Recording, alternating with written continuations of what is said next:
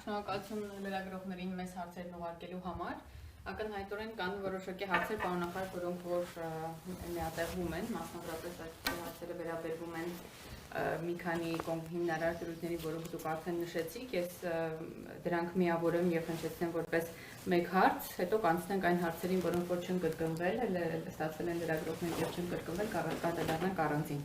Օրինակ հարց, արդյոք համապատասխան ծառայություններն են ապահովելու անվտանգությունը Հայաստանի Հանրապետության տարածքում, այդ թվում թրիփ ենթակառուցվածքներում։ Միանշանակ այո, ես արդեն մեջբերումներ արեցի։ Նախ ամեն դեպքում ասեմ, որ կան հարցեր, որոնք որոշակիորեն կրկնելու են ձեր արդեն։ Ոչինչ, եթե մարդիկ տվել են, դուք հարցերը ստացել եք լրացուցիչ անդրադառնանք։ Մյուսը արդյոք Հայաստանի Հանրապետության ծառայությունների ներկայացուցիչները ծառայություն են իրականացնելու Հայաստանի Հանրապետության բոլոր սահմանային եւ մաքսային կետերում։ Միանշանակ այո, բառացիորեն, տառացիորեն այդպես գրված էր, քիչ առաջ ընթերցեցի։ Անցնենք մյուս էական դրույթներից մեկին, որը որ front office եւ օպերատորի գործառույթի սահմանումն էր, ինչ է նշանակում front and back office մոդելը, ինչ է նշանակում դրա օպերատորը։ Ով է ընտրելու այդ օպերատորին, արդյոք օպերատորն ապահովելու անվտանգությունը, անվտանգության կոմպոնենտը իհարկե նախորդ հարցերում կար, բայց նաև փոխկապակցված այս մասին։ Դե front office, back office ես արդեն թարգմանությունն էլ ասեցի, իրենց կիրառական նշանակությունն էլ ասեցի, սա մի մոդել է, որը լայնորեն կիրառվում է մասնավոր ընկերություններում, պետական բազմաթիվ գործառույթների իրականացման մեջ, իմաստը հետևյալն է, երբ որ քաղաքացին կամ սահմանահատողը կամ չգիտեմ բիզնեսի դեպքում հաճախորդը կամ ինչ այցելում է այդտեղ երկիր, ընկերություն, բանկ, չգիտեմ, եւ ուզում է որոշակի ծառայություն ստանալ, ինքը չի տեսնում այդ ծառայությունների մշակման, իրականացման ամբողջ ուրեմն ծավալը եւ մոտավորապես մեկ պատուհան սկզբունքով ինչ որ մարդիկ իրենց բարեհամբույր սպասարկում են, թղթերը տվյալները հավաքագրում են, թե հետո ոնց է ընթանում այդ process-ը, ոնց են տվյալները մշակվում, ոնց է որոշում կայացվում, դա արդեն տեղավորվում, այսպես ասած, ետնաբեմում, հա, back office-ում, այս սկզբունքի մասին է, ինչ որ վերաբերում անվտանգության կոմպոնենտին էլի շատ ուղիղ ասեցինք, որ որևէ գործառույթ պետական չի արտապատվիրակվում ամբողջ ծածկույթով մեկ թրիփի, ուրեմն Հայաստանի իրավապահ, անվտանգային, արտակարգ իրավիճակներում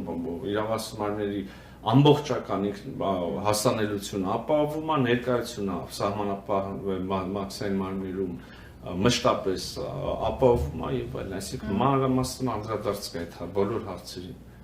Մյուս ամենաշատ տրվող հարցը բաժնեմասեր։ Ինչու է թրիփ ընկերության բաժնեմասերի միայն 26%-ը պատկանելու Հայաստանի Հանրապետությանը, իսկ ավելի մեծ մասը 74%-ը Ամերիկայի Միացյալ Նահանգներին։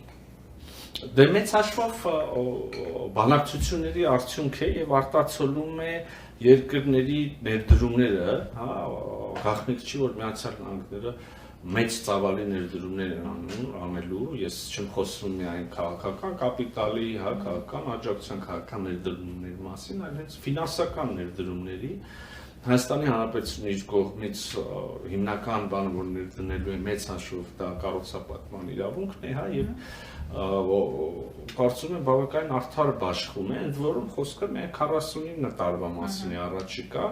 ենթադրվում է էլի կրկին բիզնես մոդելի հարց է, այդ փուլում որոշակի տարիների ընթացքում, երբ որ ներդրումների վերադարձը ինչ որ չափով սա արդեն բիզնես հաշվարկների հարցը ապահովված կլինի, այն ժամանակ արդեն եւ պայմանագիրը կերկարացվի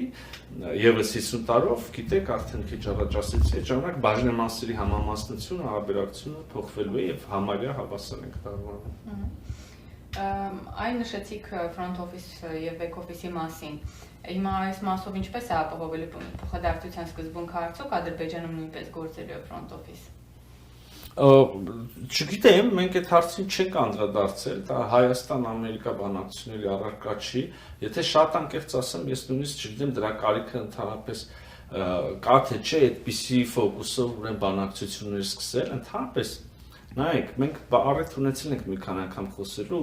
խաղաղությունից, առհասարակ խաղաղության պայմանագրից, այս համագործակցության դրսևորումներից, որ արդեն ունենք Հայաստանի եւ Ադրբեջանի միջեւ։ Ես մշտապես ասում եմ եւ հարցում եմ երաշխիքը որն է, հաջողության գրավական օրը, փոխշահավետությունը։ Հիմա նայեք, այս կոնտեքստում եւս ամբողջ աշխարհը ուզում է իր ընթացակարգերը ջուրացնի, թվայնացնի, որպես եկողը վարկյան առաջ ստանա համապատասխան ծառայությունը, պետությունն էլ վերիֆիկացիան անի, տեսնի, որ այս մարդը վտանգ չի ներկայացնում, ինչ նպատակով է գալիս եւ այլ, եւ արագ անցնի, եւ հետո մյուսը,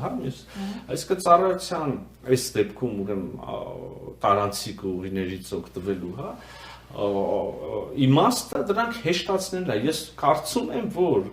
իհարկե սա Ադրբեջանի գործն է, իրանք թող որոշեն, բայց կարծում եմ, որ ցանկացած երկրի շահագրգիռ է, որ այն առաջի կետից, երբ որ իր սահմանը հատում է օտար երկրի քաղաքացին կամ բեռը, օտարերկրյա ընկերության պատկանող հնարավորինս հեշտ նախ ստուգվի վտանգի ուրեմն բացառվի վտանգի առկայությունը, հետո հնարավորինս հեշտ դյուրին անխնդիր այդ շարժը տեղի ունենա։ Պարոն նախարար, Թրիփը նախատեսում է, որ Հայաստանը պետք է մշակի տարբերակված ընթացակարգեր այդ ճանապարհով անցնելու համար, այսինքն այն տարբեր է լինելու Հայաստանի այլ հատվածներում գոյություն ունեցող ընթացակարգերից եւ որն է լինելու այդ տարբերությունը։ Հիմա նայեք, ես հենց լավ է, որ այդ հարցը նախորդից հետո եք տալիս, որովհետեւ տրամաբանական եւ օրգանական շարունակությունն է, նախ տարբերակված ընթացակարգեր մարդկանց մեքենաների ապրանքների համար բավականին նորմալ գործընթաց է, այդ թվում եւ Ադրբեջանի եւ Նախիջևանի միջև երկուղությունով անցման համար, ընդհանրապես մենք ուզում ենք մեր բոլոր ուրեմն սահմանների ուղղություններով ունենանք հնարավորինս հեշտ անցման ընթացակարգեր, ապահովելով իհարկե որևէ կերպ չխախտելով, չխոցելով, չստորադասելով մեր ինքնիշխանությունն ու իրավազորությունը եւ անհրաժեշտ գործընթացները, որոնք պետք է արվեն անձի վերիֆիկացիա եւ այլ, որ կրկին հստակ ասում ենք, այդ ընթացակարգերը պետք է լինեն Հայաստանի օրենքների մեջբերում են, Հայաստանի օրենքների, կարգավորումների եւ միջազգային համաձայնագրերի հիման վրա ու միջազգային չափանիշներին համապատասխան։ Սա մենք բոլոր սահմաններով ուզենանք ունենալ, ենթադրում եմ մեր հարևաններն էլ որևէ երկիր բոլորակի վրա։